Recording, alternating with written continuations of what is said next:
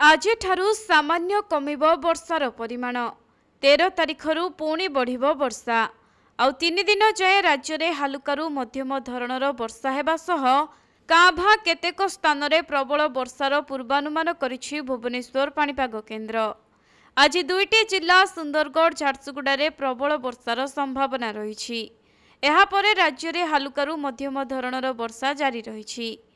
ତେବେ 13 ତାରିଖରେ ପ୍ରବଳ ବର୍ଷା ନେଇ ମୟୂରଭଞ୍ଜ ଓ କେନ୍ଦୁଝର ଜିଲ୍ଲାକୁ ୟେଲୋ ୱାର୍ଣ୍ଣିଂ ଜାରି କରାଯାଇଛି।